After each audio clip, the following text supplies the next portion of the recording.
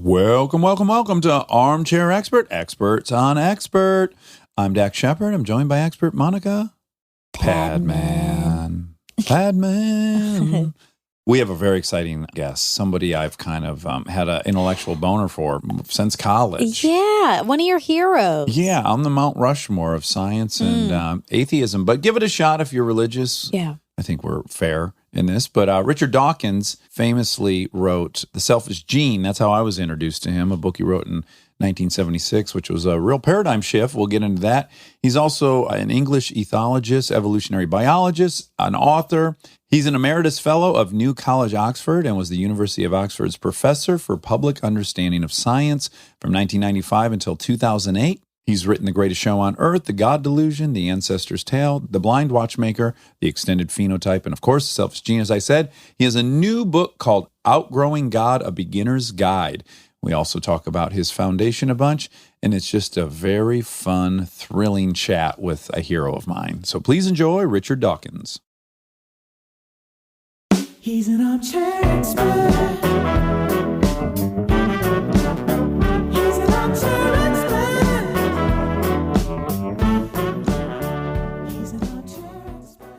First and foremost, I just want to say, Richard, I don't think I've been this nervous to interview somebody. I've never owned a copy of someone's book for 20 years and then brought it to the interview to be signed. This is a first for me. So I just want to say, you know, you're almost, for me, a mythical figure. And I've enjoyed listening to you over the years because you also are quite funny. Last night, I thought, I'll revisit one of the Sam and Richard live podcasts. And you're so funny.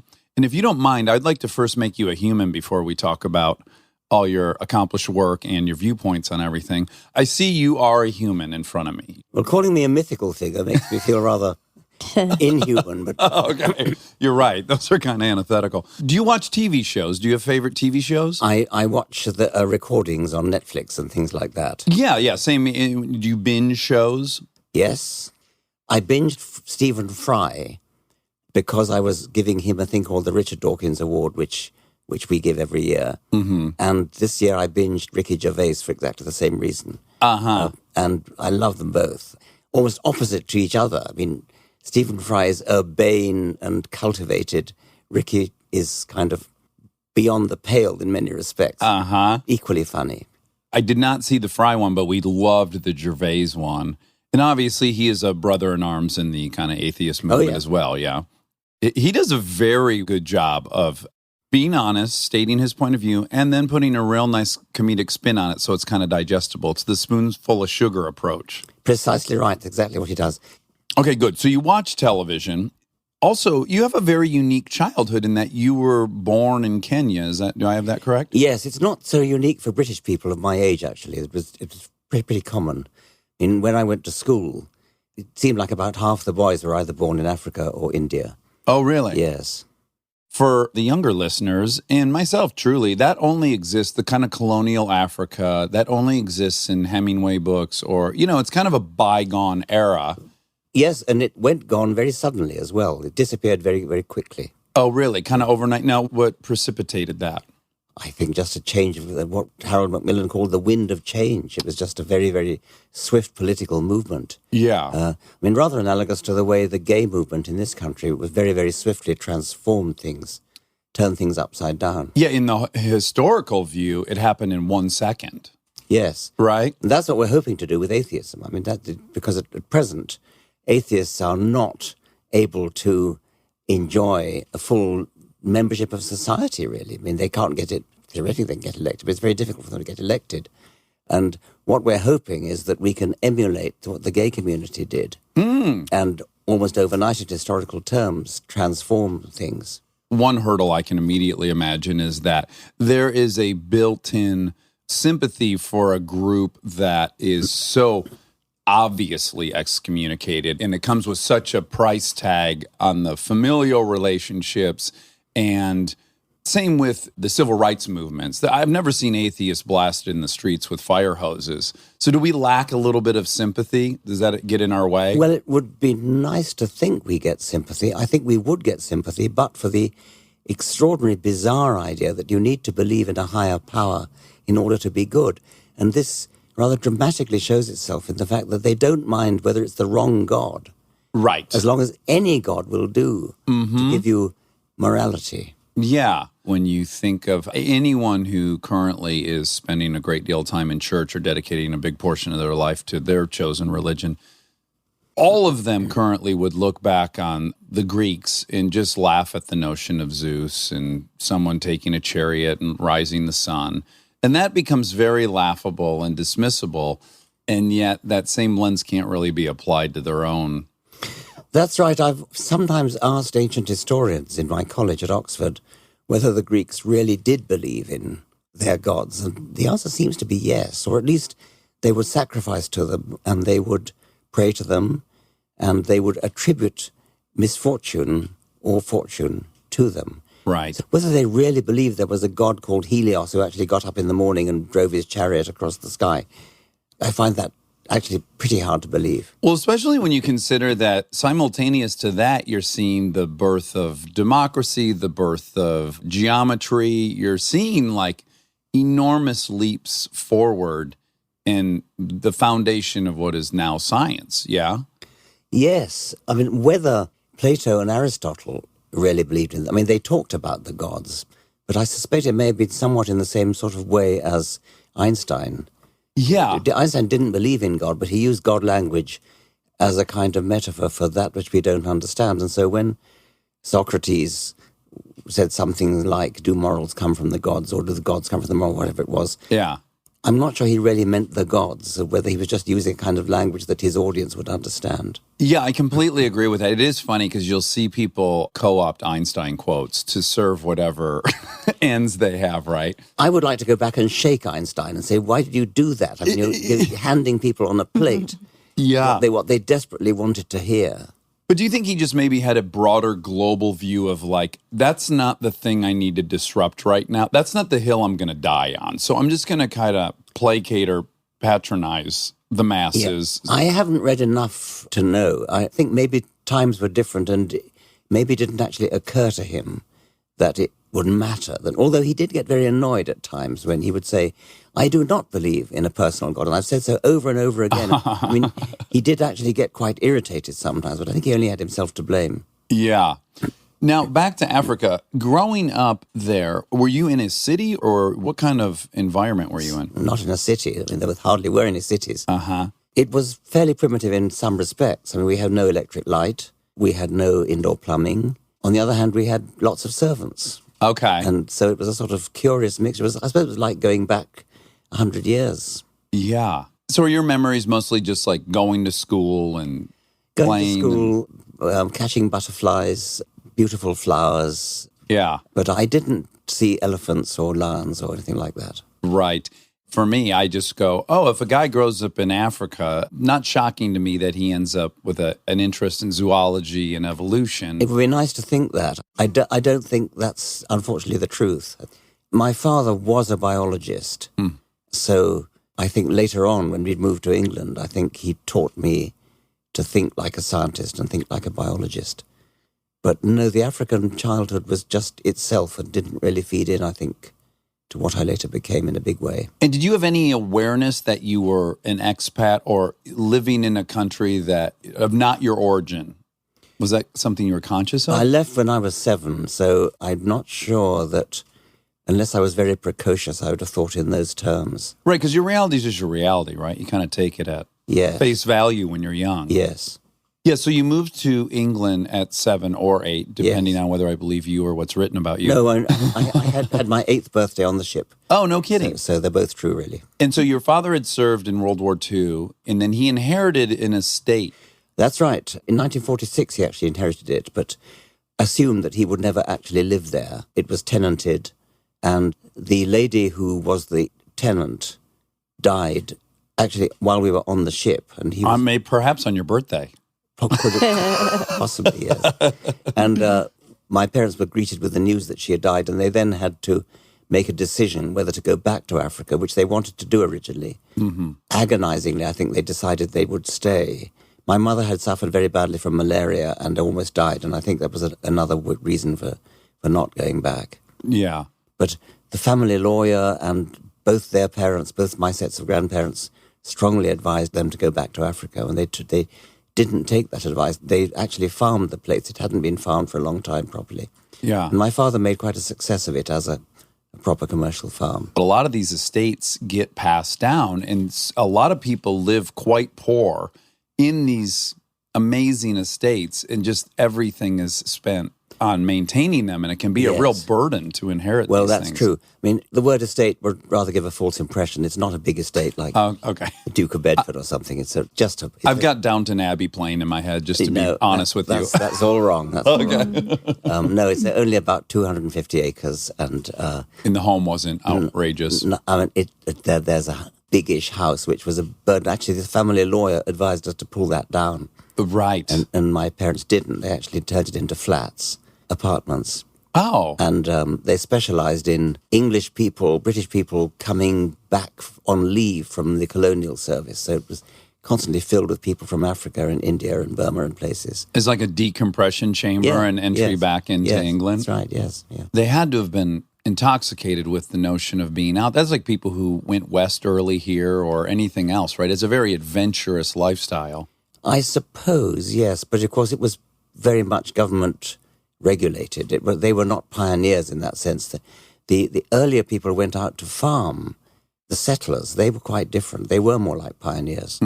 But my parents were not. They were government servants. And the people they mixed with were government servants. Right. So they were not part of the sort of Happy Valley crowd, though they knew some of that crowd. And you were raised Christian in a conventional In the sense that I went to Christian schools. It was difficult not to. Right. But it was Anglican. And I would imagine in part because father was into science and biology. Yes. And did you have a good relationship with him? Did you want him Very to be good, proud of you? And Yes, I had a very good relationship with him. He was a botanist, so he knew all about wildflowers. He knew the Latin names.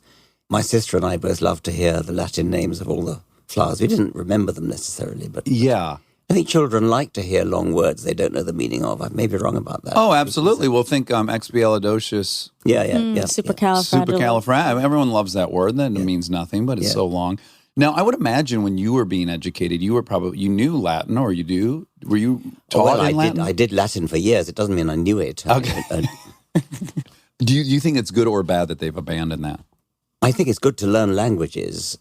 Time would be probably better spent learning French and German. Somewhere you could go use it, yeah? Yes.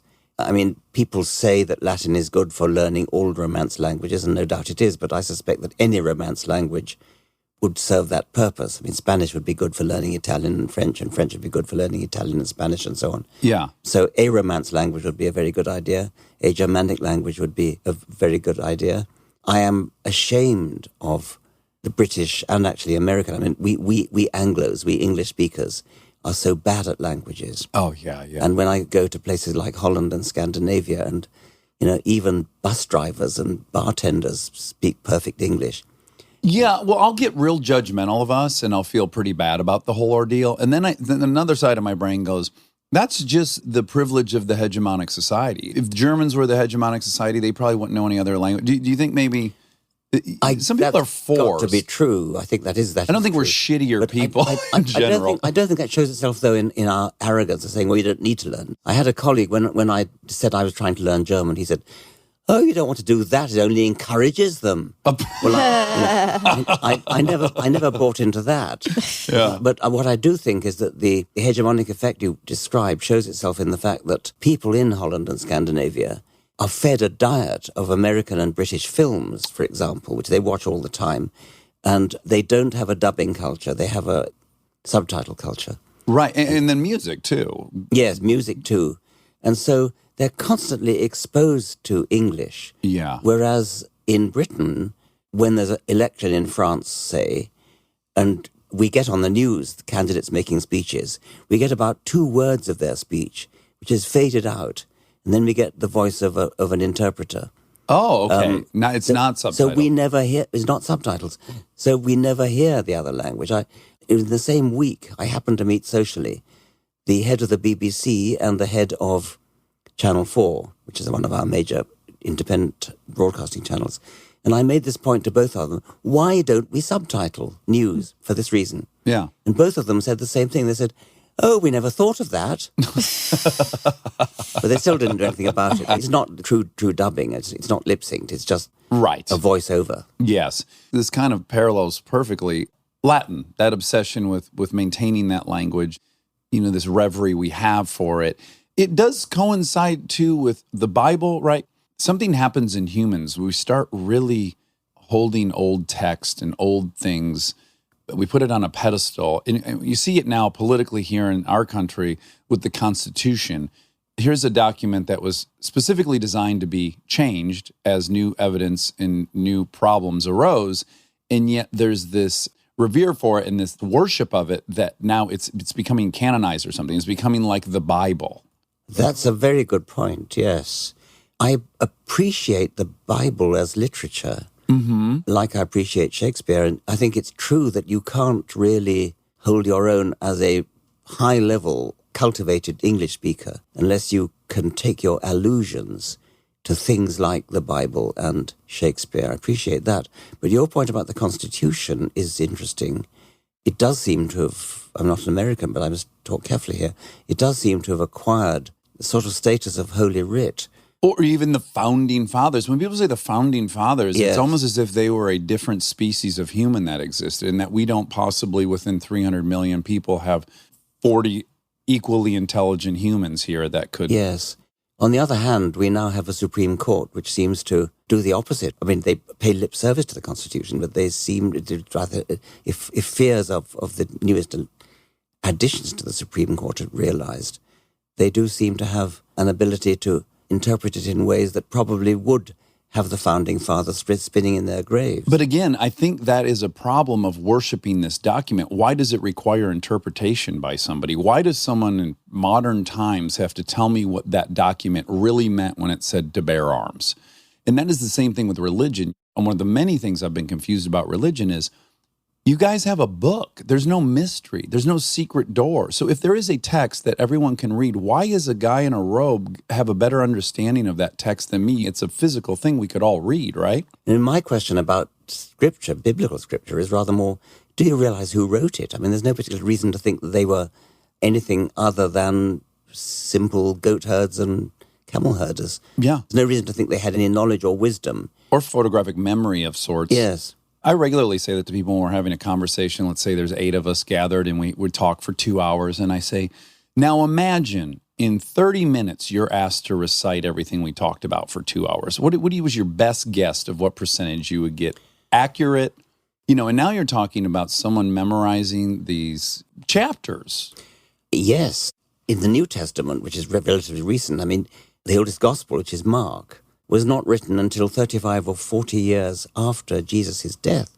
And all that time, it's done by word of mouth. Yes, it's 40-year game of telephone. Exactly. I mean, I make that exact analogy in my latest book.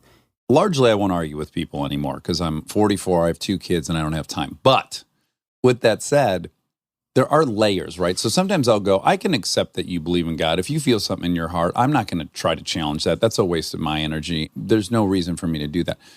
But at least acknowledge that this thing you believe in did go through a human filter. You must at least acknowledge that Jesus Christ did not sit down with a quill and write out the Bible. I think that might be one of the most powerful ways of getting at them. I don't know what they think, who they think actually wrote the different books of the Bible, but there was nothing special about it. Yeah. And if they knew that Mark is the oldest gospel, and Mark actually doesn't mention many of the most precious things like the Christmas story, the resurrection, that sort of thing, and it's patently obvious that these things are just made up. It'd be like retelling the plot of Jurassic Park and leaving out the dinosaurs. Yes, that's right. Yes, There's an right. amusement park. Some people go there. Yes.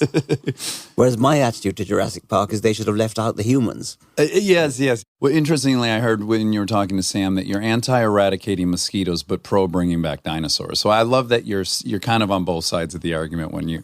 I love to bring back dinosaurs.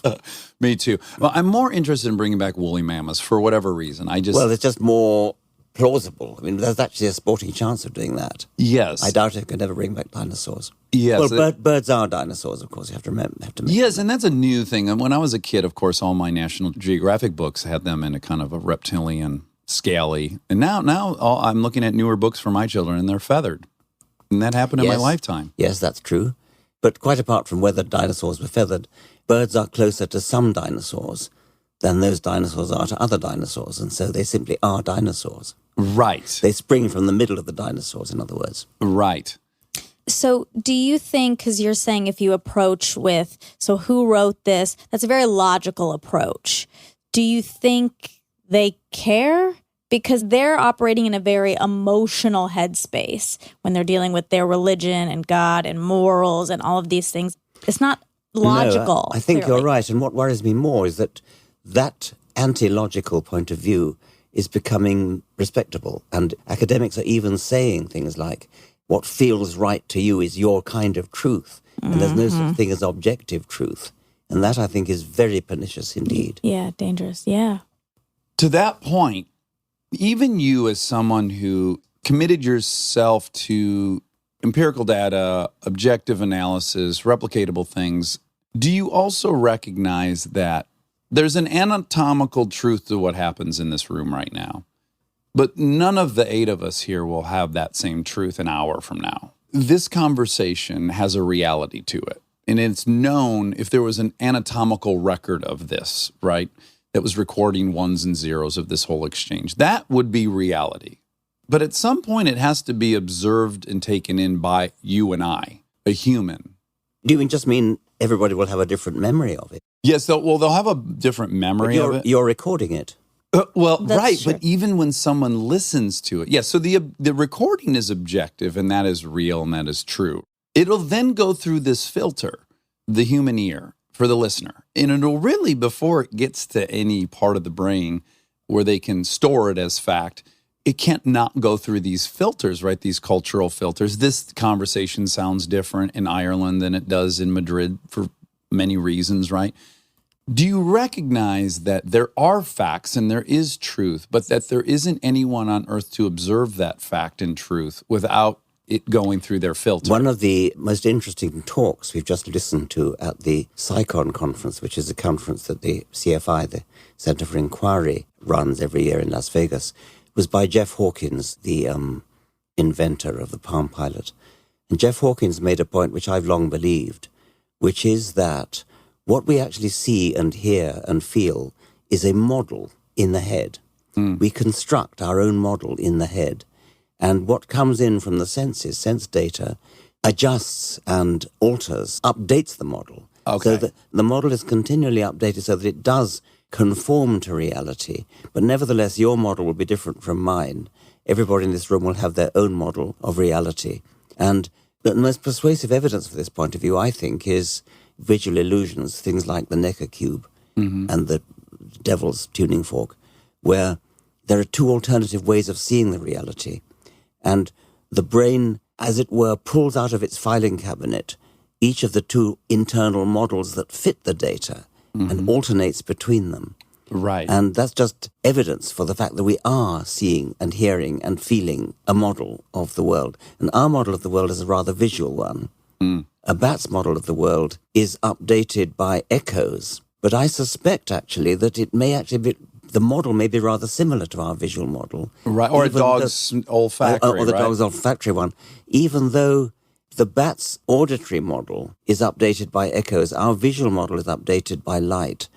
But the model is fashioned by Darwinian natural selection to be the most useful sort of model to have in order to navigate the world. To survive and pass to on survive. your And genes. that model will be probably rather the same for a bat as it is for us, or for a swallow, say, which is doing the similar thing to a bat, but by day instead of by night.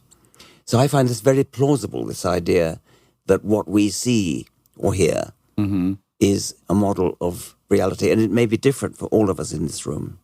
Yeah, because here's the thing, to bring it into kind of a more concrete current example, where I find myself straddling the line. So modern liberals at times seem to really value facts, and there will be quick to point out that the right is using alternative facts or these many catchphrases that we have for what Trump says. Fake news. Fake news, all these things.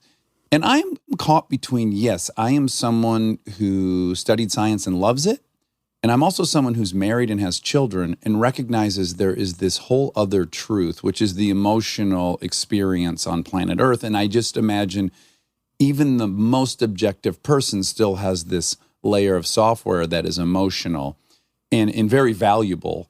And that often when I watch these debates on the left and the right, I believe, well, both sides are actually making valid points. One's making an emotional point, one's making a logical point. And I don't think it's great to dismiss either of those. So let's just take for a concrete example, the Mexicans are overrunning America. Well, we have a ton of data on the left that we could say, well, no, the net migration's down. That's not of interest to people.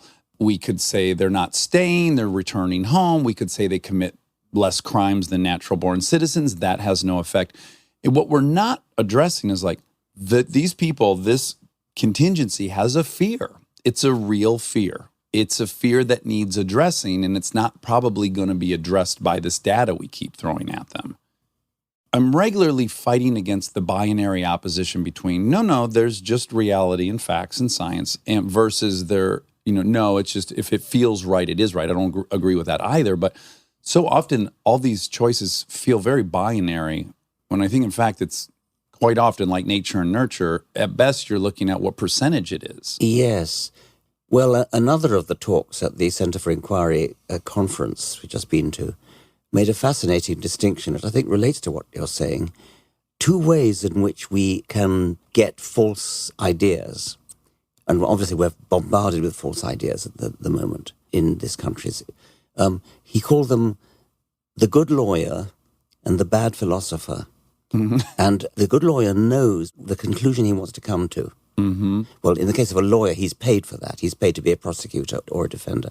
But the good lawyer applies to anybody who, for tribal reasons, for reasons of loyalty to Democrat or Republican, whatever it is, knows the conclusion he wants to come to. This isn't conscious, but you have a conclusion you intend to come to. And you confirmation bias, right? Is that confirmation bias. You force the facts to fit the conclusion that you, for ideological reasons, kind of know is true. So that's what he calls the good lawyer method of getting to a fallacy. The bad philosopher is, he had a cartoon of Homer Simpson for this.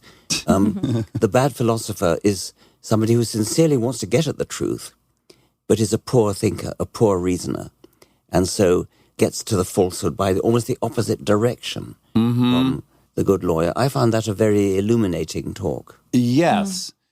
You must be familiar with Jonathan Haidt's work. Exactly. I was going to mention that, yes. Yeah, because when I listened to him, I feel like I really believed him, and I might be simplifying his point of view, but he was saying in general, as I remember it, that we as individuals are just horrendously subjective. We're really not good at discovering any truths because, to your point, we all suffer from confirmation bias. You run these morality experiments about the brother and sister having sex on a vacation, and people just can't, they just keep lobbing another reason it might be amoral at it.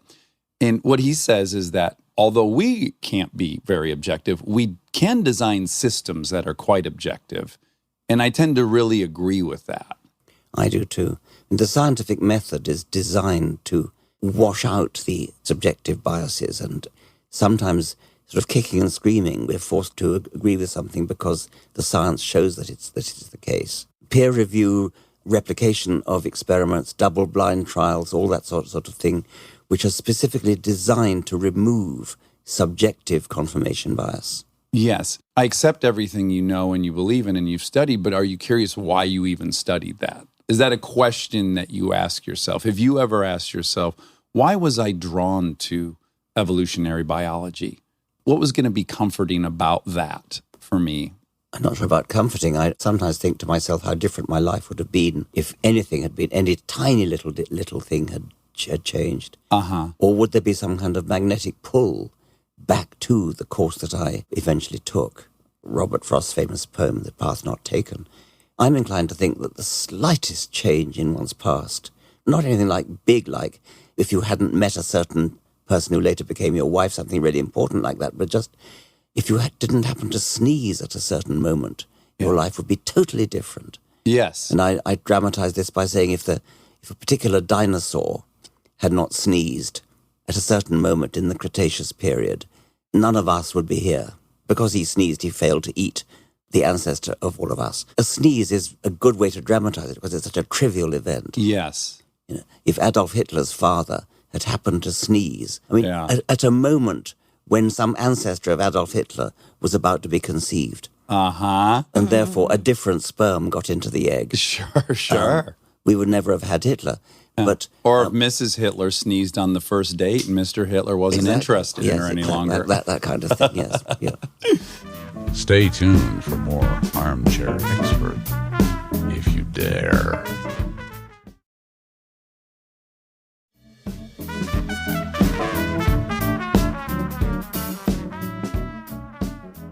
You have had critics in the past that have suggested the selfish gene.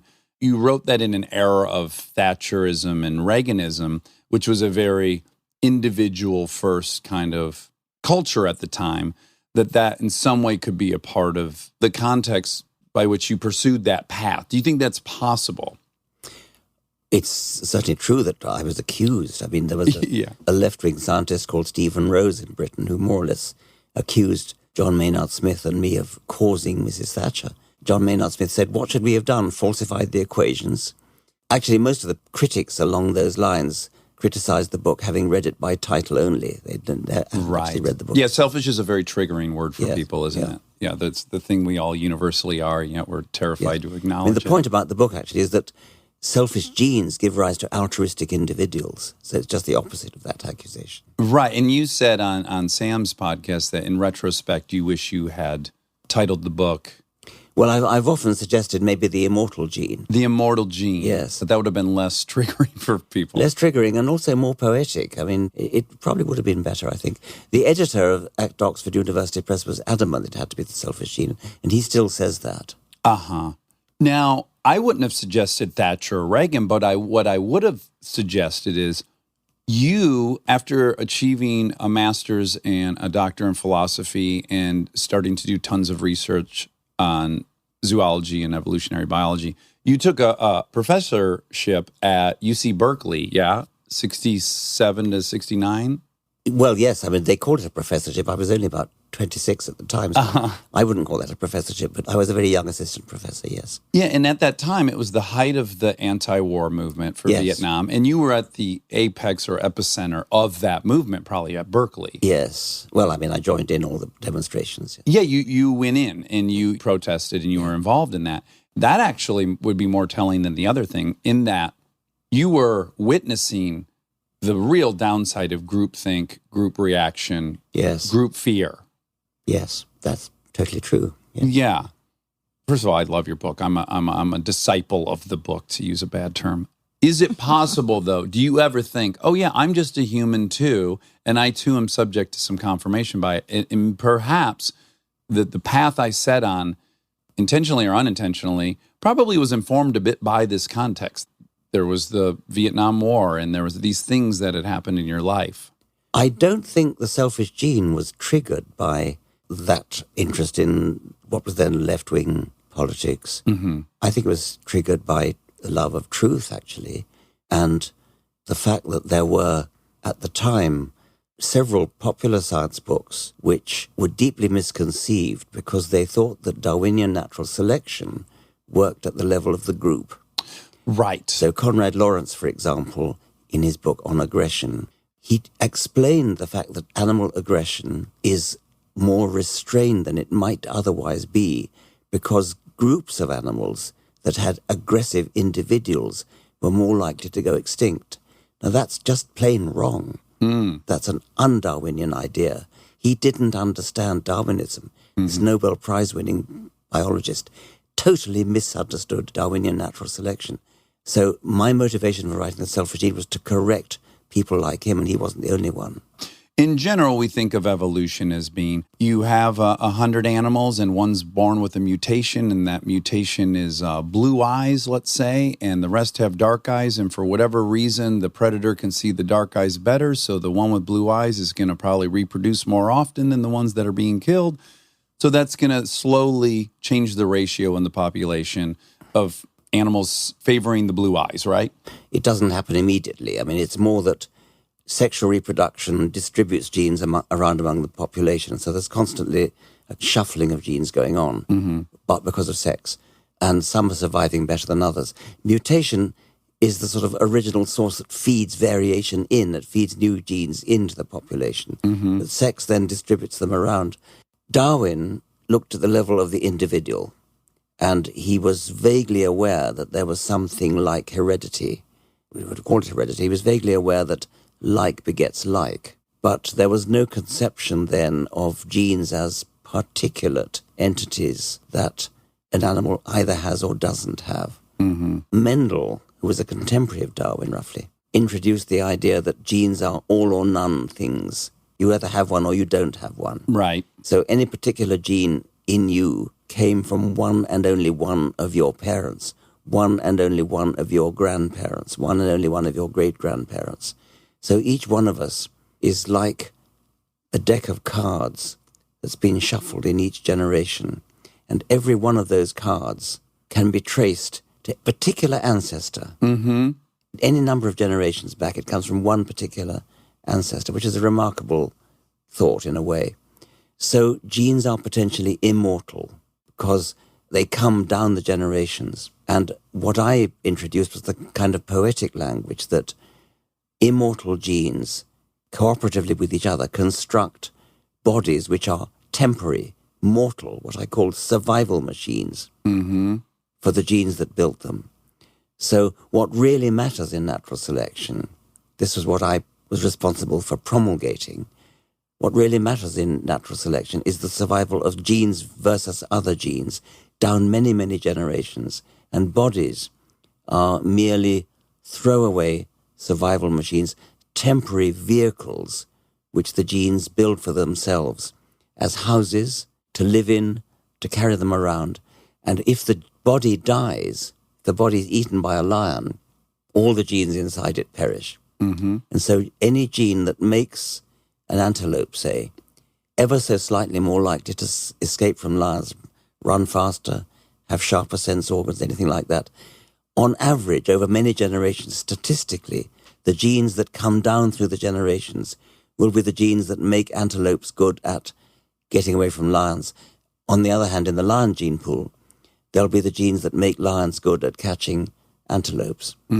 And in the case of altruism, it's a particular case which I dealt with rather fully in the selfish gene, genes that make bodies care for other bodies that are likely to contain the same genes survive because copies of themselves survive in the bodies that they help save. Right. So in a let's say a 100-member population of some species, presumably a ton of them are sharing tons of the same genes, right? Yes. Yeah, because it was kind of a paradox for people doing ethologies on animals, right? They would see this behavior, be it a chimpanzee that would do the holler for, leopard, puts him or herself in jeopardy of being discovered by the leopard, but then the whole group gets to escape. That's right. That kind of thing is one of the sort of test cases. In the case of, say, a bird giving an alarm call because they see a hawk.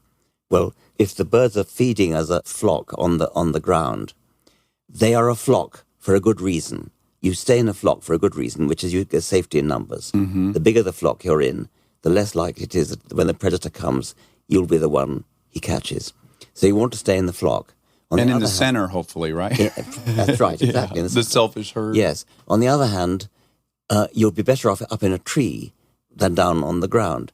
You want to move up into the tree, but you don't want to be the only one who moves up into the tree because then you're out of the flock and he picks on you because you're the odd one out. Right. What you want is to get into the tree, but make sure everyone else does too. So the alarm call, on the one hand, it's an altruistic act. You could call it an altruistic act, but it's also a selfish act because you're trying to manipulate the entire flock into surrounding you, into keep surrounding you, and yet get up into the tree. Yeah. So that's the kind of logic which we were using at that time, and still do use, to explain things like alarm calls. Conrad Lawrence would probably have said, a species that has altruistic individuals that give alarm calls is less likely to go extinct. And that's just wrong, as I said. That's not what it's about. Natural selection is about differential survival within a species, not between species. Right.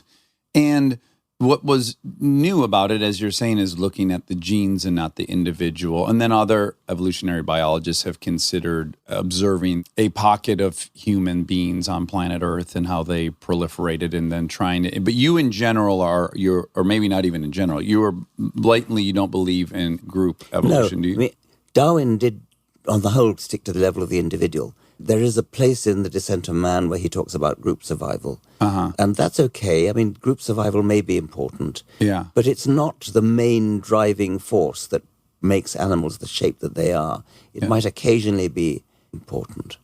Yeah, and generally, right, when even these examples you're giving, mostly they exhibit themselves among insects and then in humans. Yeah, are those kind of the two pockets where most needs explaining, like honeybees and... Yes, the extremes of social behavior we see in certain insects, in the Hymenoptera and in the termites, in the ants, bees, and wasps, which are Hymenoptera, and termites, which are not, and humans, yes. Mm-hmm. And have you, by chance, read *Sapiens*, or do you like Yuval Harari? I have, yes. Yeah, and so, I don't have a horse in any race, so I'm free to, just entertain all these thoughts, and it's not against any position I have, but the thing that does seem compelling is that if a group of humans all believed in this concept of money, they could then meet each other and commingle peacefully because they both believe in this myth, and they have some incentive to get along, and that in turn could have upped your survival, or could your fitness. I mean, I think I see Harari's idea more as a sociological thing, not as a Darwinian idea. I got you. I think it's important. I think it's probably true. Yeah. And you could apply it to religion as well. You can say that a group of people, all of whom believe in the same God, have a certain coherence, a social unity which benefits the whole society. And the society as a whole might well conquer, might well actually survive better than another society, either with no God or with a different kind of God.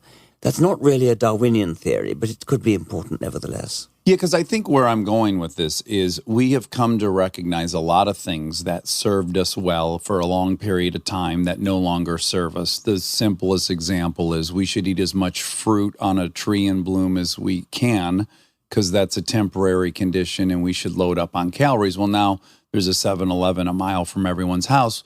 We probably shouldn't load up on those calories every time. There's all kinds of things that we should attempt to transcend. And I guess I'm of the opinion that I'm okay acknowledging that religion may have been part of our evolution and that we might even have some predisposition to believe in that. I don't mind acknowledging that. And then saying, and then now we must transcend it in the same way we can't eat as much food as we want, and we can't have sex. There's a bunch of things we have. Very good way of putting it. I mean, I think that's quite right. Yeah. So, what is it about us that makes us so susceptible to it? Is it that past that is it were we selected at any level to be predisposed to buy into that? Because it seems pretty universal people buy into that. Yes, I think you would give a psychological sort of explanation and say that people naturally want to explain their origins, so they invent an origin myth, or somebody does, and it becomes part of the story that gets told around the campfire. And often it's an origin myth about their own tribe, and all the rest of the world somehow don't count. Yeah. And they have the one truth. Yes. It's a bit different from a Darwinian theory. One would want to say something like natural selection favored individuals who had some kind of psychological predisposition which manifested itself as religion under the right cultural conditions. So something like a tendency to obey orders, to... Well, it also seems like an extension of us being social animals that have a hierarchy. So something like obeying the king. Yeah, we're kind of designed to respect an alpha. Yes. And that this thing becomes the ultimate alpha that maybe you're hoping will exert justice on this one you have to deal with. Yes. I think there are all sorts of reasons why natural selection might have favored in our wild ancestors a tendency to say it's a good idea to obey the authority of the tribal elders, maybe especially if you're a child, where you're vulnerable and adults, parents, etc., have a wisdom which may save your life. Yeah, the ones who maybe listened got selected. Yeah, I mean, that's right. If you disobey if you disbelieve what your parents tell you, then you may die. Mm-hmm. You may fall over a cliff or be eaten by a lion or something. Eat those berries they told you were poisonous. Exactly. Yeah. So, I mean, you could say something like, if the wild ancestors of the equivalent of the Centre for Inquiry said, no, I want to test that. I don't just believe you. I just try eating those berries. Yeah. They die. Uh-huh. And so being gullible in that sense probably did have survival value. And then that translated itself into being gullible about gods and superstitious rituals. And the child brain would not have any means of distinguishing the sensible advice, like don't eat those berries, from the stupid advice. How could the child know? If the child knew, there'd be no reason to have the rule that says, listen to your parents. Also, they've built a track record, and now this is the 12th thing they tell you, and they've got a pretty good track record. Exactly. Yeah, you shouldn't climb up high and this and that. And then it gets passed down from generation to generation because you believe what your parents tell you. They believe what their parents, namely your grandparents, tell you. They believe what their parents tell you, and so on. It's very hard to break that cycle. One of the things I'm most keen on doing is trying to break that daisy chain effect from parent to child to grandchild. If only we could somehow stop this cycle of inheritance, non-genetic inheritance. Actually, look at the reason people believe what they do, the religion they believe. It's almost always the religion of their parents and grandparents. And they know perfectly well that if they lived in Pakistan, they'd have a completely different set of beliefs. Yes. And yet they still go on believing in their own, as it, in this country, maybe Christian religion, because childhood indoctrination is an immensely powerful force. And one of my great ambitions is to try to persuade people to stop indoctrinating children in that way. Yeah, so Brett Weinstein was in here, and he was talking about, he has a term for that, right, where this flawed thinking does have a beneficial result, and those are sometimes the hardest paradigms to break, because even though they're maybe steeped in error, they have this outcome that appears to confirm the theory. I forget the name he gave that, but those seem to be particularly hard things to break, when the result people are getting is the desired result, even though it's not due to the thing they think it's due to. Does that make sense? Yes. You have the Richard Dawkins Foundation for Reason and Science. And so why is it important? What are the stakes that we currently, you think back through time, of course, you have the Crusades, which are insane, and you have putting Galileo in jail. There's all these measurable ways that religion has slowed down science or imprisoned or resulted in so many deaths and so many wars. But what currently are the stakes, and why is it imperative we... Okay, I mean, maybe I could answer that best by saying, I mean, we've just merged with the Centre for Inquiry. The Richard Dawkins Foundation has merged the Centre for Inquiry. And so if I told you about some of the things that we're doing... I would love to hear that. I mean, one that's dear to my heart is Teacher Institute for Evolutionary Science, which is teaching teachers how to teach evolution. And this is very important because middle school teachers especially are not well equipped to fend off the hostility that they get from parents, from school boards, from head teachers sometimes, from children even, who have been brainwashed into not believing in evolution, who actually stop up their ears when evolution comes up in science class.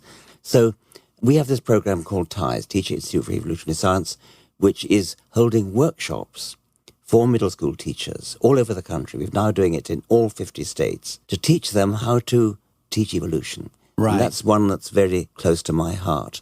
And another of the things we're doing is the translation project, which again is dear to my heart.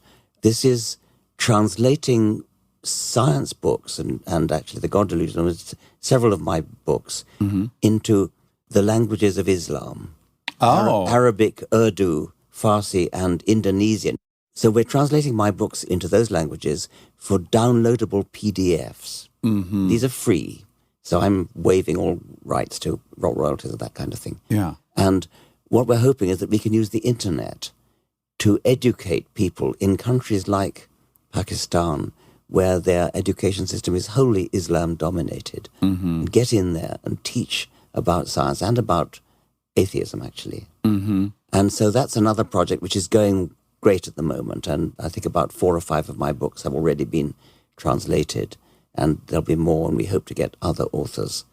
Well, for as much as we rag on the internet here and talk about the destruction that social media is doing, there's stories like that, which is traditionally for you to get a book or thousands of books into a theocracy is going to be nearly impossible. Let me tell you, not thousands, millions. Before we even started the project, the thing that inspired us was the fact that somebody produced a bootleg translation of The God Delusion into Arabic, which has been downloaded 13 million times. Arabic translation downloaded 13 million times. Wow. And that inspired us to set up the translation project. Is that a scary proposition? The notion that someone's going to translate that? Is there a bit of you that's like, there's just no way it's going to be the exact thing I said? Do you have any anxiety over that? I do, and I've got horror stories about other mistranslations. Yeah, yes. Yeah. But I try to think of ways of circumventing that. So that's another one. Another project we have is called Secular Rescue, again, largely in the Islamic world. There are people in the world, I think it's all in Islamic countries actually, where to be an atheist is a sentence of death. To be a public atheist, to be a blogger. In places like Pakistan, in places like Bangladesh, they have literally been killed for no worse a crime than being an atheist and saying so on the internet. So Secular Rescue is a sort of underground railroad for rescuing people whose lives are threatened with mobs of machete-wielding zealots. And so we do things like get visas for them, pay their airfares, get them safe passage asylum to. And large numbers of such people have so far been saved, and that's another very important That's it. I would have to imagine for you, just on a personal level, that has to be one of the most rewarding aspects to meet someone who you've helped get to safety. Is that unbelievably rewarding? That's very true. That's very true. I also feel immensely rewarded when people tell me that my books have changed their life. Yeah. And I get an enormously gratifying number of those. Yeah. And now, is there the correlation I would assume there is between education level, standard of living, and all that? Does that map and correlate? As a country gets more It does. wealth, does it become more and more secular? There's various research on this, including that of Gregory Paul. You might have him on, actually. Oh, okay. He's looked at comparing countries and comparing states within the United States, looking at a correlation between religiosity and social welfare in the general sense. I mean, the amount of Basic needs being met. needs being met, health care, looking after the elderly, and that kind of thing. And the more social welfare there is, as in, say, the Scandinavian countries, the less religion there is, Yes. and vice versa. Yeah, so I can see the angle you're taking, which is fantastic. And I also see another angle being, in every way possible, elevating those areas in a direction that makes them more open to that. Yes. Yeah. Okay, so I'm just a full-blown atheist. I'm very comfortable with not knowing the many mysteries that we don't know. I'm okay with that. I'm okay that we don't know a ton of stuff. I've never been too spun out about where did we come from, because any answer I get leads me to, okay, well, where'd the Big Bang, what was before the Big Bang? I'm definitely limited in how I comprehend everything in a life-death cycle. None of that still has caused me to even be persuaded to embrace God as an answer, because then I have the same question, where'd he come from or she come from? The one recently that has me a little spun out, and I just want to know what your take is. Death. I'm actually more curious, why is it that no animal has ever mutated to stay alive forever? If mitosis can make a perfect replicate of itself, it is in theory possible that some animal at midlife just makes perfect copies forever and lives forever and passes on its genes. There's trees that live 10,000 years. Why is it we have no example of a mutation that led to some very extended longevity? The idea of a survival machine for genes. Imagine a gene that makes you live forever, like you say. That's actually pretty inconceivable, but imagine a gene which makes you more likely to survive when you're young, say, makes you swift, or makes you sexually attractive when you're young, and makes you less attractive or less likely to survive when you're old. And to begin with, we're not talking about aging, we're just talking about the fact that the longer you live, the more likely you are to be hit by a truck or something. Right. Now, let's stick to sexually attractive because that's easy to deal with. A gene that makes you sexually attractive when you're young, like a peacock, inevitably makes you more likely to die. Because the predators can, Yes. yeah. Yes, but it doesn't matter because the genes that make you sexually attractive get passed on. Now, a rival gene that makes you unattractive but live a long time doesn't have the same chances of getting passed on to future generations. There's a sex difference there. Well, I was going to say, yes, in females, unless they, again, were somehow arrested at 23 and stayed fertile forever, it would not be incentivized to have this. But a male... Okay, well, you probably noticed that peahens are less brightly colored than peacocks. Mm-hmm. Peahens are built for survival. Peacocks are built To get a mate. to get a mate and leave tons of genes behind and then die. Mm-hmm. There are some animals that literally do die as soon as they've reproduced. And that's, in one way, a very sensible thing to do because it means that they're putting absolutely everything into one great big explosive blast of reproduction. Other animals do it a different way. Other animals do indeed put more effort into surviving and reproducing year after year after year. But still the same forces are operating. The same forces are saying, anything you can do to survive when you're young. And fertile. Let me put that another way. Why do we die of old age? Genes that make you die, take cancer. Mm-hmm. A gene that makes you get cancer when you're 10 will never get reproduced. A Right. gene that gives you cancer when you're 20 will get reproduced somewhat. A few years. Yes. A gene that gives you cancer when you're 80 will get reproduced like crazy. I mean, we've probably all descended from people who got cancer when they were 80. Yeah. We are all descended from people who did not get cancer before they reproduced. Yes. And similarly didn't get eaten by a lion and didn't die for all sorts of other reasons. We are all descended from ancestors who survived long enough to reproduce. And surviving for a very long time is, we may occasionally have had an ancestor who reproduced at the age of 80. Yeah, I think Clint Eastwood's, will he be in our Okay, that's outliers? right. Yeah. Yeah, that's right. But mostly we're descended from... Well, that's the big part of that then is the sexual selection, right? Well, I chose that. That's a very Yeah. vivid example. Yes, But yes. actually surviving long enough to reproduce, but the older you are, the more the chances are you've reproduced already, and then you can die. Right.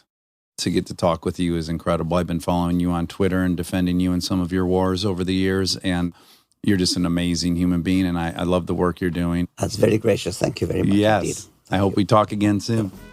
Stay tuned for more Armchair Expert, if you dare. And now my favorite part of the show, the fact check with my soulmate, Monica Padman. Oh, man, Rob just shit the bed. We had a really interesting conversation, and no one's going to hear it. Both about a T-shirt, about glasses, about contacts. Yeah. And it's all flushed down the turlet It's all now. gone. That's the risk cosmic with these podcasts. Well, not when you have a policy of ABR, which Rob knows inside and out. In fact, I'm going to make you tattoo that on your wrist this year as a New Year's resolution. But the sequence is usually intro, sponsors, fact check. Yeah, but it seemed obvious we were in a fact check mode, Rob. Yeah, we were really connecting. And Wobby. shit was flying. I You haven't even have your seen. headphones on though. My headphones have been Yeah, well, no, on. now you need visual clues. Jesus Christ. Yeah, stop blaming Anyways, everyone Wobby else. Wob, if I can try to recreate the magic, is wearing spectacles today, which Right. really took me by surprise. And then to come to find out, Wobby Wob wears contacts, which I didn't know. And you said you knew, Yeah, I said I assumed. which is an interesting assumption. Then you told me everyone wears contacts. Most people, most can't be people are true. wearing contacts. 'Cause I need some stats on most that. people's eyes deteriorate. Yeah, but you're 32 and Rob's 12. I mean, I expect them to go downhill, but maybe They let's go make it to downhill. 40. No, a lot of people get contacts and glasses in high school is when Mine you in find it. 5th grade. Oh, geez, Wob. Well, remember my Okay. blind friend Callie? Yes. Yeah. Yeah, who you argued was legally blind in both Yeah. eyes. Legally blind friend Callie, she got them when she was 3. Oh my good! I think little kids in glasses I is so know. cute. More importantly, the headline is you've got a super cute shirt on. Oh, it. yes. You got in Nashville this weekend. Yeah, and it has a nudie lady on it. That's why you like it. Well, it's from the world famous Nudie's Honky Tonk Bar. It's very cool. It's in black and gold, which are my official colors.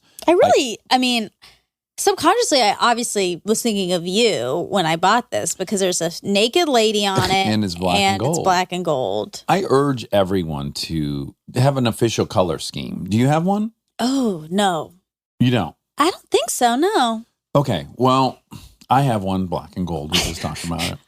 And I'm trying to accumulate more things in black and gold. Okay. I have black and gold Jordans. Yeah. Lincoln's black and gold. Yeah. My 06 Ducati Sport 1000 black and gold. My Shinola watch black and gold. Okay. Anyways, great black and gold shirt. You look Thank great. you. Thank you. Yeah. When did you get diagnosed with bad eyes? I was in high school, When they turned? I think, but they only turned a tiny bit. They were 30/20. That's basically normal. Yeah. But remember I told you, because then I got glasses and then I was like, ew, I don't like the way anything looks now. Uh-huh. Too So- sharp. Too sharp. You could see all the freckles. Mm-hmm. So I took them off. Right. And I tried contacts, but they were too hard for me to do. Yeah, they're painful, right? I wore them once for a movie for 6 hours, and I said, I can't do this. We have to figure out another Yeah. option. I thought they were uncomfortable and they were hard for me to get in physically. I couldn't do it. And then I didn't really wear them ever again. Oh, that's the whole thing. And then you'll wear them in the evening if you've been drinking and you have to drive home. Well, not if I've been drinking. It's just if it's dark out. And every now and then I'll wear it if I need to read a menu or something. Right. Sometimes you'll wear them when we watch TV. Yeah. But you're missing so much stuff because Belle and I will point things out and they're pretty obvious. And then you're like, what? I know. The But person has what? They have a wine stain all over the front of their shirt? Or Yeah. whatever the thing is. But remember, I like that I don't notice all these people's You imperfections. do. You think it's one of the things. It's one of my great You think qualities. it's a part of your character, but I I'd do. argue it's just a physical limitation. You can't really take credit for it as a character. Yes, I can't. It's not. It's not really the eyes. Like when you're talking about people's tongues being too big. Yeah, you it's not can't see because that, my right? eyes. Like, I can't see their big tongue. Oh, okay. Like when you point it out, I'm like, okay, I guess you're right, but who cares? Well, obviously, who cares? Good for them. More tongue, more whatever. But it's just an observation. Yeah. Why is it different? Let me ask you this. Why Okay. is it different to point out if someone is 6'9" in a show? That's just their height versus their tongue seems to be 18, 20 inches long. Mm-hmm. These are we're just commenting on large body things, right? No. Why? Because one thing you're pointing out because it's like, oh, that's weird. Well, I'm pointing out because it's anomalous or not. I don't want to say not normal because that's not what I mean. It's new. It piques your interest. If someone's 6'8" on a reality show, you go, my goodness, look at But that. are you laughing? No, I'm not laughing at the tongue either. Yes, you are. No. You think I was laughing? I You wasn't laughing. I were. went, oh my God, that's a big tongue. And then you He's having a hard laughed time. at it. No, I didn't laugh. I said he's having a hard time keeping it in his mouth. Exactly. That's not laughing. That's making fun of him, though. That's the same way as if the 6'8" guy walked through a door frame and I go, he's having a hard time getting through that door frame. Oh my God. Why is it different? Tell me. It is different because one thing you wouldn't want for yourself. The other thing's like, sure, fine. Well, but who's to say? Some people are 6'8" and I think they love it. And then I think there's some people that are 6'8" that hate it. Sure. You know? You know there's a difference. I mean, You're just trying to, yes. no, I mean, here's what I don't think there's a difference in. Pointing out that someone's really tall or someone has a big tongue. They're both the same observation. This is something that's far exceeds like one standard deviation we're used to seeing. It's the same thing that's being triggered. But one thing you're saying, I don't like that. I That's the wasn't- implication. You didn't You say it out put- loud is the implication. You put that on No. there. Don't Yeah. act. You're acting so self-righteous. That's not I am true. not acting You want to self-righteous. have a huge tongue in your mouth where you can't really talk? Well, hold on now. The person was communicating proficiently. Well, you said it's hard for him to talk. I think it requires more effort, yeah, for the person. I think they're more conscious of keeping it in their mouth. And you want that? No? Right. Ask me if I want to be 6'8". Do you want to be 6'8"? No, I don't. I wouldn't want to be anything over 6'4". You're never mentioning something that's just like, oh, okay, that person's tall. You're always Are pointing. you fucking crazy? When we watch Succession, all I do is talk about everyone's height. We talk about one person's height being very short. No, and one of the gals being tall and one of the guys being tall. Well, in relation to the short guy. The cousin Yeah. who worked at he is inordinately tall. He is really tall, And yeah. I've commented on that. Okay. Yeah. But you're not saying it in a way that's like, oh, he can't get through a door frame. He's so tall. Ew. Okay. All right. You're saying I was saying ooh and gross. That's the but subtext. Well, that's what you've interpreted as the subtext. Am I wrong? Yes. I'm not going ooh gross. I enjoy it. I'm more delighted to see something different than I am to see the same old status quo. I wish Is you'd it just be possible? honest about this. Is it possible that you've misinterpreted my Mm-mm. It's not. I don't think it is. I don't think it is. Okay. Because it's not just the tongue. You guys note things constantly, and it's never about something. You're never like, well, actually, that's not true. You guys notice things you like on people as well. Yeah. But always talking about people's eyes. even and more to my point. round features. So, even more to my point that when you like something, Mhm. it's not the same tone as when you're talking about the tongue. Okay? When you're talking about someone's beautiful eyes. Well, yes, you're right. When I'm talking about their beautiful eyes, yes, I would like to have those eyes. Mm-hmm. But this is the only point I'm making. When I'm pointing out that the cousin Brad is 6'6", I don't want 6'6", and you're not bothered by that. So that's all I'm saying is that when I'm pointing out things that are abnormally large, Okay. butts, boobs, height, tongue, ears, nose, whatever. To me, it's all the same thing as height. So I guess maybe all I'm asking you to do is get mad when I point out someone's tall, just to keep it consistent. Okay, I will. I can also stop vocalizing my observations. You don't have to. I am not offended by it. But you want me to admit my motivation. I do my want intention. you to. I do want you to. It's not that your intention is malicious, but when you say it, it's not out of, oh, that's interesting. That's not the tone. Oh, because that's what I'm feeling. That's what you think you're I'll feeling. deliver it more on You don't have to. on tone of what I mean. You can keep doing what you're doing, and I'm going to keep doing what I'm doing, Okay. which is not noticing. Okay, great. Okay? Great, We can great. keep doing what we do. Yeah. Okay? How was the podcast you just did? Fun. I just did a fun podcast. Tell me. Called And- Natch Butte.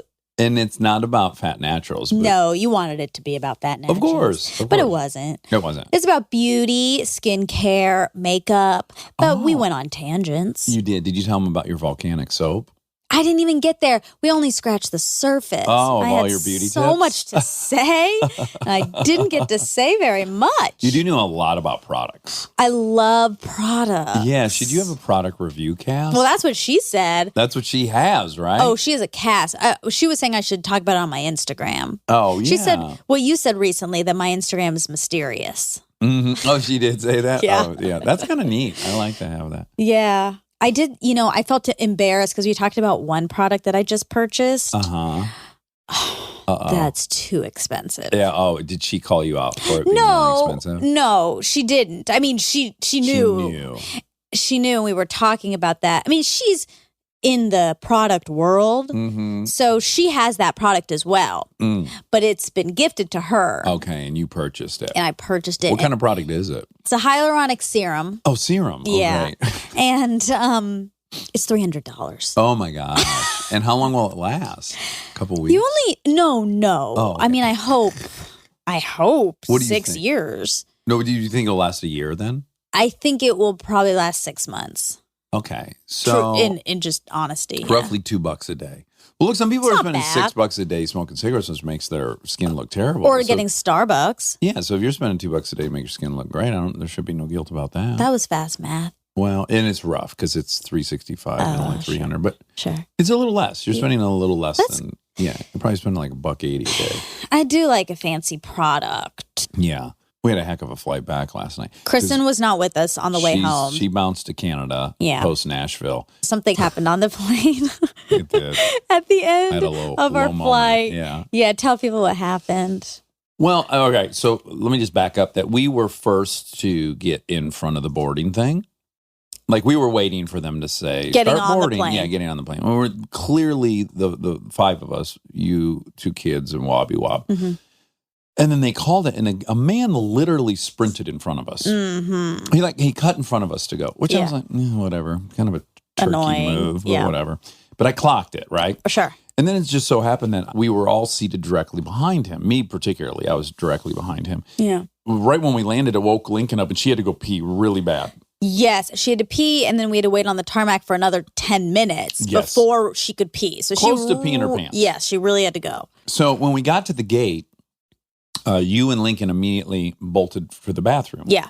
And walked in front of the guy. Yes. The guy in question. Yeah. Mind you, we were in row 2. He was in row 1. Yeah. So you guys walked past him, and I wish I could remember his exact comment.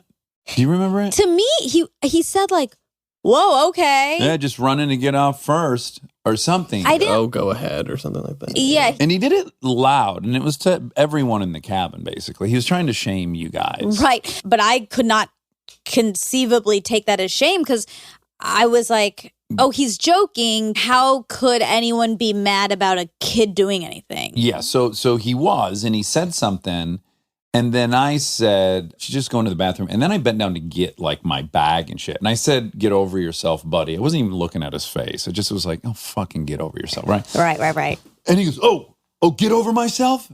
And then I look right at him. I go, yeah, get over yourself. She's fucking 6. Yeah. And he goes, oh, you want to do this? And I go, yeah, motherfucker, let's do this. Yeah. You want to fucking get in a fight about you being an asshole and yelling at a 6-year-old? I know. And then he goes, oh, okay, yeah, let's do it. And I'll get the cops. And then I stood up right in his face. And I go, yeah, you'll get the cops because you're a fucking pussy. Now, I shouldn't have said pussy. We don't say pussy anymore. But in that moment, I got mad. Well, the reason that we don't say it is because like that guy doesn't deserve to be called a pussy. Like No, that's he not- did. He did. No, I shouldn't use the word pussy. that's- I should have called him a fucking coward. That's what I should have called him. Like he's Yeah. picking a fight. Of He's course. picking a fight with me. Yeah. And then he immediately is like, I'm going to call the cops. That's a fucking punk move. But I that's should have called him a punk. Yes, because my point is a pussy. That's not fair to To girls. women. I know. that and- you're and- putting that guy in. in your category. Yeah, Yes, of your. that's your not fair. Yes, and also Brene Brown, or we already debated it. Now, Yeah. my defense of it is we can say pussy because we're still saying dick, and so we've associated with the male genitalia of a fucking jerk, which sucks for male genitalia, but big deal. I get it. That's what people are. They're a dick, and so we've associated pussy with being a coward. With being Which is- weak. No, for me, coward. Okay, all that's Okay. similar. Yeah. Not great, nor is calling But women people have dicks. never earned that. Women aren't even stereotypically I'm sorry to cowards. break your bubble. Men haven't fucking earned that we're asshole jerks. Our dicks haven't earned us we're asshole jerks. That our anatomy is synonymous with asshole and jerk. No, you either have it both ways or you don't. Well, I don't think that's either true. neither represents anything, which is my position on it. Neither is representing anything. A penis isn't an asshole or a jerk. But when we call someone a dick, we know exactly what it means. They're a jerk and an asshole. Pussy does not mean weak or cowardly. But when we say pussy, that's what it means. So my only argument is, okay, we won't say pussy anymore, and then we can't say dick. Okay. But she said, no, we're going to not say pussy, and we're still going to say dick, which I applaud. And that's your position as well. We'll keep saying dick, but we won't say pussy. But you can't make a logical, in a courtroom argument that Well, I'm one's trying. better You're than not letting another. me. Oh, please, then, go ahead. I'm just saying that the reason people are using it is because when men are jerky, it's a very bravado, masculine way. No. See, that's what I reject. Masculinity has nothing to do with jerk. And this is what I don't agree with No, you. no. I don't want you making those synonymous. I'm not. Well, you I'm just saying, did. No, I'm saying when you're acting like a jerk and you're a guy and you're using the bravado of it, that is not something women do. Yes, it is. No, because I've seen a million women act like complete assholes and yell at people in public. yeah, but it's not with the same. Do you think it's the same? I call women dicks. Okay, so you're doing then what I'm saying. You're taking the quality of being like super in your face Is a dick move. is a dick which means move. asshole or jerk. Right. It doesn't to me mean masculine. But don't you think stereotypically the masculine quality lends itself to that kind of bravado? No, I don't think masculinity is synonymous with jerk or asshole or Do aggression. you think masculinity lends itself to bravado, not being an asshole or a jerk, but Well, is bravado bravery? it's a lot of things. It's an in-your-face, big confidence, you could say. Or I don't think that's male or female. I think I've been yelled at by as many women as I have men, probably more women than I have men. Okay. I mean, that's just how I really don't. Unless I'm misunderstanding your point. I think your point is we say dick because it's representative of masculinity and that aggressive behavior is a masculine trait. Yes, aggression. And stereotypically, aggression is associated with men more than women. And I don't Generally. believe that. I think women are just as aggressive. They're aggressive on the road. They're fucking flipping me off. They're shaking their head when they drive. I think I don't think either gender has a monopoly. If that's true, then that women are just as aggressive, then pussy should never, Do women ever, throw as ever many- be associated with coward. If I everything's don't the think same. pussy should. I'm not defending that pussy should represent cowardliness. What I'm saying is that these two words have come to mean two things. Mm-hmm. One, dick means asshole jerk. Pussy means coward. I don't think either of those explain the body part in any way or are actually any kind of window onto what's going on with the body part. I think they've been arbitrarily assigned. And I think neither has any real meaning. But I understand women are going, no, you can't just associate our genitalia with being weak. Mm-hmm. Which is totally fair. You're right. And also, you shouldn't associate male genitalia with being an asshole or a jerk. So if you want to use one, I think you got to use both. That's my position. That's fair. on it. I think it's actually more just testosterone based more than gender. But I think the more testosterone you have, the more aggressive you are. Let's just go even generally. deeper. It was about my kid. So if it had just been about Rob or you, I probably would have said something smart because I am protective of you. So it's a double whammy. But I think any woman who just watched their 6-year-old daughter get called something by an adult would have also said something. I would think have said I think all something. women would have who were the mother of the child. Sure. I would have said something to him if I knew what was going on, but I wouldn't have done it the way you did it. Well, the escalation part, right, was Yes. like very, and I don't see the point in trying to assign whether that's male or female. I think there's something more specific going on, which is just like, I would do that, Aaron Weekly would do that, Ryan Hansen wouldn't do that. There's like, That guy was trying to pick a fight, though, too. I believe Yeah. that. Yeah, obviously. And he found the right guy because I love to get into it. Yeah. So I think, I guess what I'm saying is, why would we even try to assign my response and behavior to being male? When in fact, I think it's more the result of me being second born, bunch of stepdads, all these things, finding a group where you demonstrated your love for one another by fighting and sticking up for each other. Like those things are so much more relevant than me being male. Okay. I think. You just that's normally my side of the argument. It is. Is it fun to flip? Is it fun for you? Yeah. Okay. I believe what I'm saying to you. Right. But it feels like Sometimes it's when it's convenient. Yeah. Yeah. In my opinion, I see more of a connection to when people are called dicks, it's because they're being aggressive. And I do tend to associate aggression more with men, really more with an abundance of testosterone. I think I that's definitely associate physical violence more with men. Totally agree with you. 1,000%. I don't associate people arguing and being shitty to each other in public with being male or female. I just, in my own life experience, it seems pretty even. Yeah, well, definitely arguing and being mean and being an asshole for sure is not gendered. Everyone does that. Yeah. I just generally associate saying he was being a dick to someone who was being aggressive. I think that is why that word is associated, because men tend to be a little bit more aggressive. Look, and maybe there's also like pussy. Women societally have been told to be submissive and all of those things. So that's also probably all true to an extent as well. The bottom line is there's nothing weak about a pussy. It doesn't make any sense. If Yeah. the argument, you know what I'm saying? Like, there's nothing cowardly about a pussy. Right. A That's fucking talking baby very comes out of literal. it somehow and then it rebounds. That's incredible. I pushed a baby through my penis, it would never be the same. No, never. But yeah, I think it's a way to call a guy girly. It is. I guess, It's not about the actual organ. It's not, and it's also not about the actual dick, penis. Right. It's about what it represents, which is aggression and entitlement. Yeah. But anyway. But we got really bogged down. Anyways, the point is, it really got dicey on the flight at the last minute. And it was 1 a.m. Nashville time, which had been daylight savings time. So it was really 2 a.m. Nashville time. Right. So I doubt anyone was at their best. Sure. Yeah. That's true.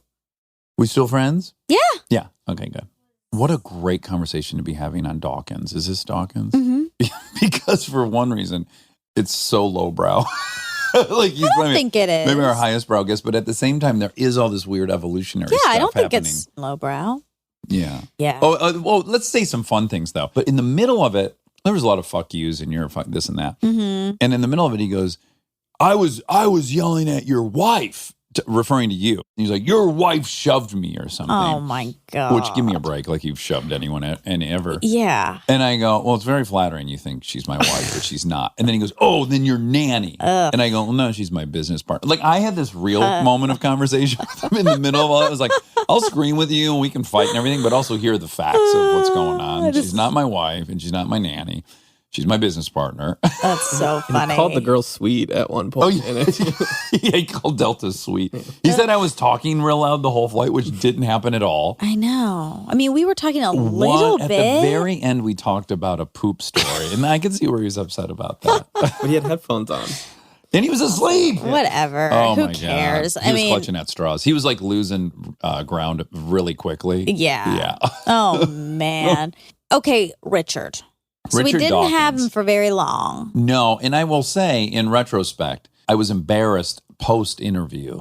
Like I carried it around for a few hours because I wanted to get to his foundation. And I thought, oh, we have 2 hours. I'm going to give him a good 35 minutes of foundation at the end. Yeah. But I wanted to talk about Selfish Gene. I want to talk about, I mean, that's such a profound book and I really enjoyed it. I know. And then I realized from his publicist that we were like, it's time to wrap it up. And I still haven't talked about his foundation. That's so I'm like, oh, they must have okay. left like, that guy's an asshole. He didn't even do what we were there to do. You talked about it a little bit at the Well, end. I shifted gears really quickly. I had like 3 other things I wanted to talk to him about before we got to the foundation. Yeah, that's Anywho, fine. Everything's fine. We wish right? we could have talked to him longer, but you shouldn't feel any guilt about anything. I felt like they felt like the exchange wasn't worthwhile because he doesn't do many interviews. The guy's flown in from England. He's older. He's 80 something. Yeah. You know, so his time is valuable. This was a religion heavy-ish Right, because he has an atheist foundation Yes. that's promoting. atheism. Yeah. But I weirdly thought, I was waiting to get some pushback from him when I was basically saying, like, I don't care if people believe in God, like I'm not trying to prove to someone there's no God. I was ready for him to go, no, we have to prove that to people because it's getting in the way of science. It's getting in the way of people's health. It's getting in the way of, which is all true. There's a price tag that comes with religion. Now, I'm not one to say whether ultimately it's in the black or the red. I don't really care. Yeah. But there is an objective price tag being paid for a lot of religion. Yeah. I've been thinking about this since we had Tony on. Uh-huh. Yeah. Because he's definitely the nice side of Oh my God. And the Hansons. That's what I'm saying. So I was thinking about it after Tony left and I was like, the Christians I know currently, Yeah. I think they're wonderful. Yeah, they're people. thriving. They're doing great in their lives and they're really trying to spread love, Yeah. but not like spread the word of God. Like none of They're these not people. proselytizing. No ever. one's proselytizing. Yeah, I'm kind of anti-proselytizing. I like owning your own truth and sharing your own truth. I love that. Yeah. I don't like proselytizing anything. Mm-hmm. So So you don't like an atheism organization? I per se. don't. Yeah. I mean, I don't know how. No, you can have that opinion. Because I see the virtue in sending a loud signal that, hey, if you don't believe in that God, and you're fearful that means you won't have a moral compass. Yeah. I'm here, this group of people is here to Yeah. say that you cannot believe in a higher power and still find your way to a moral footing in this world. That's true. Yeah. And that's worthwhile because he is also right. Like, there will not be an atheist president in the near future. Mm-hmm. I can tell you that right now. There'll be many other kinds of minority groups occupying the White House before an open atheist will. Yeah. So in that way, you go, yeah, this is a group that really kind of has limited access Totally. to certain things because people are nervous of atheists. I agree. And I think it's silly to be nervous of an atheist, obviously. Mm-hmm. But I just don't think telling people what they believed for so long is wrong Mhm. is that effective, Yeah, personally. I agree. I think it's just effective to say what you believe in. Yeah. Oh, when Tony was on, I was thinking about this and I was like, I like that all these people believe in those things. I think it really makes them better. So even though there's an objective price tag, person to person, there's a subjective gain. Yeah, but what about, Prop 8 here in California, which was what legally forbid any gay marriage, Yeah, was 100% funded by I know. the Mormon Church. I know. So it's like you got to make I peace hate it. with that. And of course, you probably would know many of those Mormons who are beautiful, nice people and getting a lot out of their religion, but they also did that. Yeah, They do have causes. they do. And they're very well organized Yes. and mobilized, and they're effective. I mean, the moral majority, the Christian majority that's gotten presidents elected, and, they're a powerful group. Definitely. It is antithetical to a lot of the Enlightenment ideals, which I certainly hold to be true. Yeah. It's almost like you just want all these groups to go ahead and exist. No one's going to try to dethrone each other, but stay the fuck out of everything. Right. Yeah. I generally really don't like religion, but then when I look at the details of the people I know, Mm-hmm. I think, oh, it's just really good for them. Mm-hmm. Yeah. So it's hard for me to also say everyone's got to totally denounce. Like, I don't know what kind of price tag that would come with. We don't know. We've never lived in a world where nobody believed in God.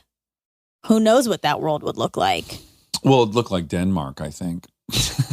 I think a lot of those Western European countries are very largely atheist.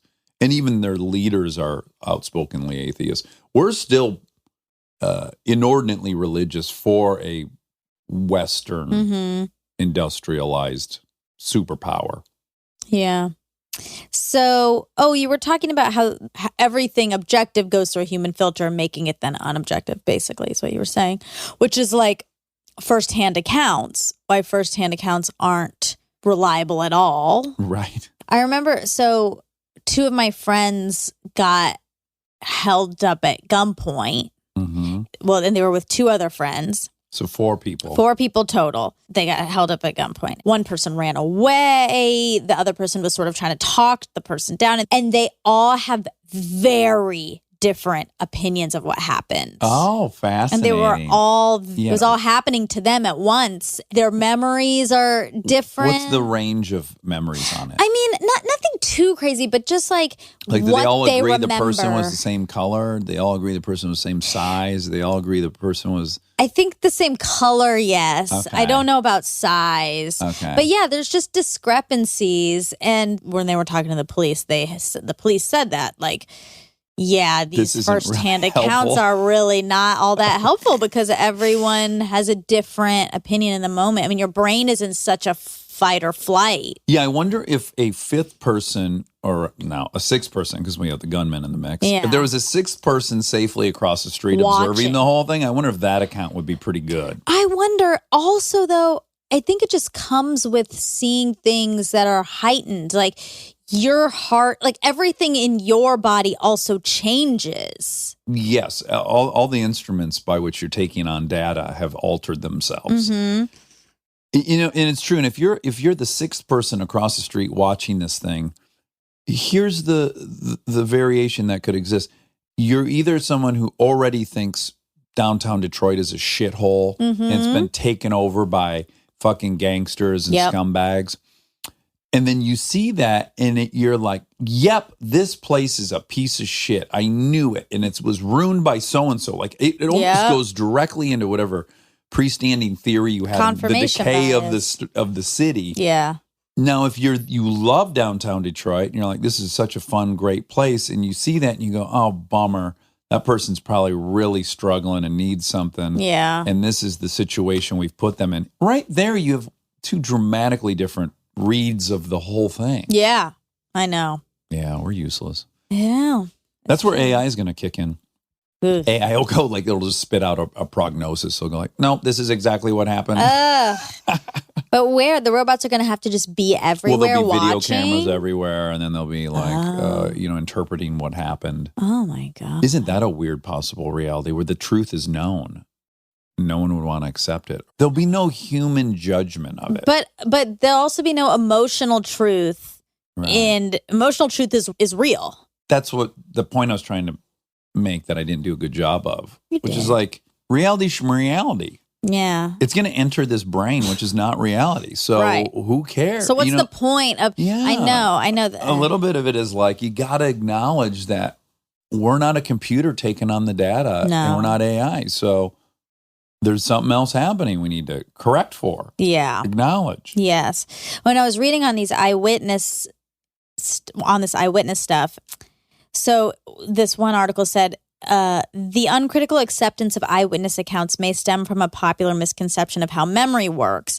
Many people believe that human memory works like a video recorder.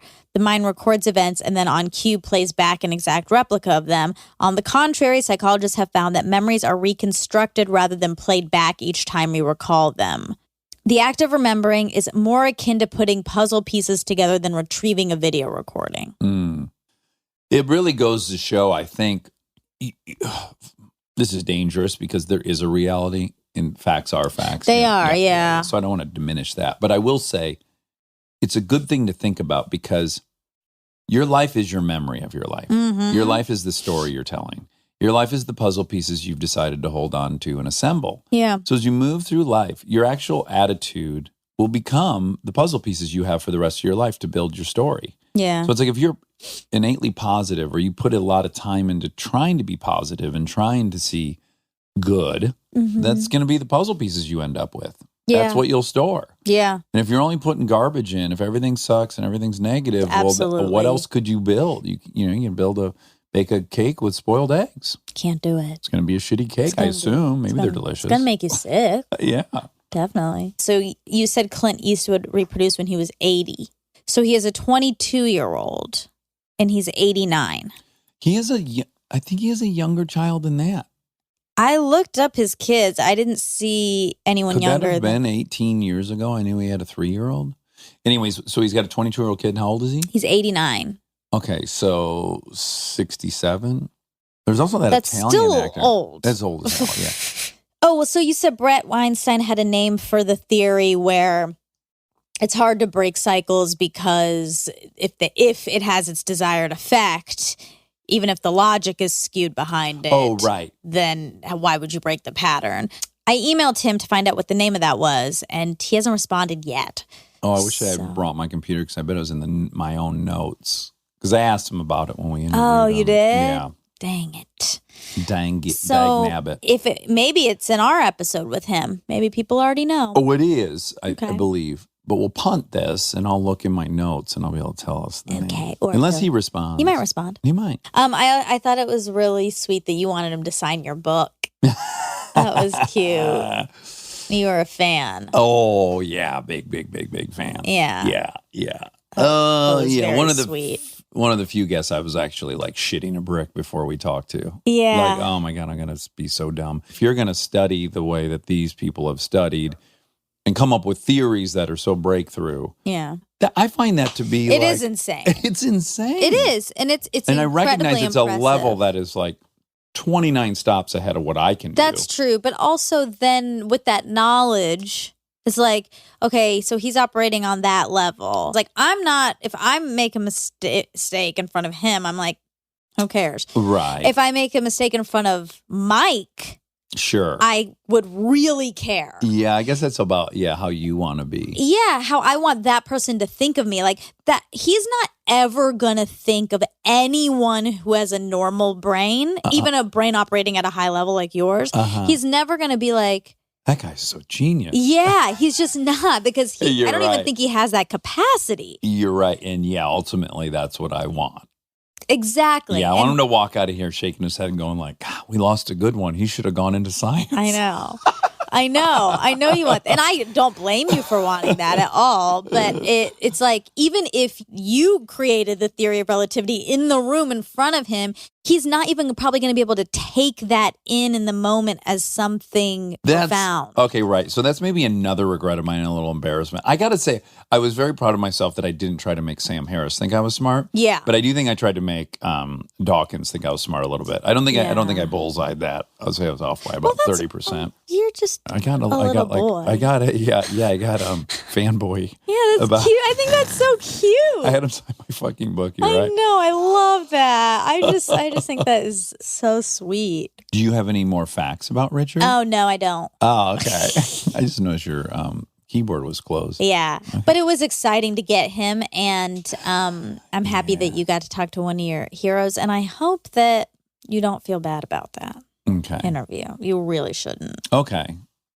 You did sound smart because you are smart. You need to remember that. I don't understand why you keep forgetting. I know. It's so silly. You're so stupid. So stupid. You're so dumb. That's why. All right. I love you. I love you.